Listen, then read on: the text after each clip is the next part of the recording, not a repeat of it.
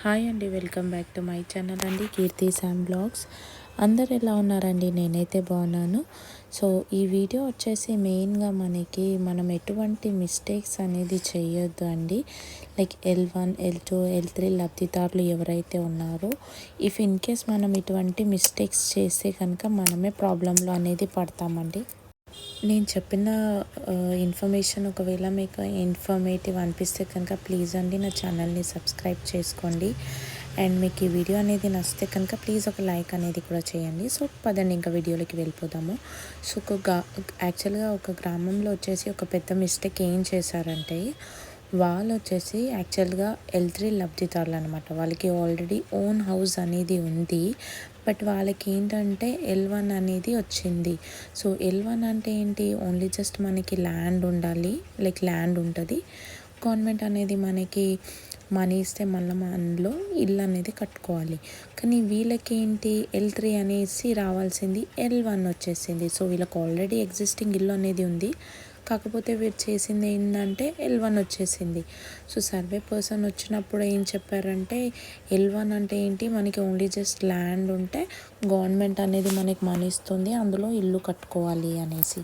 So వీళ్ళు ఏం చేశారంటే, ఉన్న ఇల్లుని డెమాలిష్ అనేది చేసి, అంటే ఉన్న ఇల్లుని కూలగొట్టి అక్కడ గవర్నమెంట్ ఇచ్చిన పైసల్లో మనం ఇల్లు కట్టుకుందాం అనేసి డిసైడ్ చేశారు. సో ఫైనల్గా ఏమైందంటే, సర్వే పర్సన్ వచ్చేసి వీళ్ళది ఫోటో తీయడం కానీ అలాంటి ప్రాసెస్ చేస్తుంటే ఫోటో అనేది యాక్సెప్ట్ అవ్వట్లేదు. సో సమ్ XY రీజన్స్ వల్ల వీళ్ళది మళ్ళీ అప్లికేషన్ అనేది రిజెక్ట్ అవుతూ ఉంది. సో ఇక్కడ వీళ్ళు చేసిన మిస్టేక్ ఏంటంటే, మనకి ఎటువంటి ఇష్యూ ఉన్నా L1, L2, L3 కానీ మిస్టేక్స్ ఉన్నా మనం వచ్చేసి గ్రీవియన్స్లోనే కంప్లైంట్ అనేది రేజ్ చేయాలి.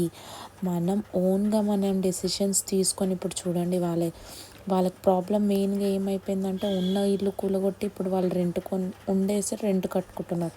సో వాళ్ళు ఉన్న సొంతం ఇల్లు కూలగొట్టి ఏదో ఆశకి మనకు డబ్బులు వస్తాయని ఇల్లు కట్టుకుందాం అనుకున్నారు. బట్ అవన్నీ ఇప్పుడు ఎటు కాకుండా అయిపోయింది వాళ్ళది. సో ఇదేంటంటే ఒక మీడియాలో కూడా వచ్చింది. సో మీరు కూడా అటువంటి మిస్టేక్స్ కానీ అలాంటివన్నీ ఏం చేయకండి. సో మీకు ఎటువంటి కంప్లైంట్స్ ఆర్ ఇష్యూస్ ఉన్నా మీరు గ్రీవియన్స్లో రేజ్ చేయండి. మీకు తప్పు వచ్చినా మీకు మళ్ళీ రీవెరిఫికేషన్ ప్రాసెస్ అనేది కంపల్సరీ అనేది జరుగుతుంది. అండ్ మీరు అర్హులు ఉంటేనే మీకు కంపల్సరీ ఇల్లు అనేది వస్తుంది, ఇంద్రమ్మ ఇల్లు అనేది.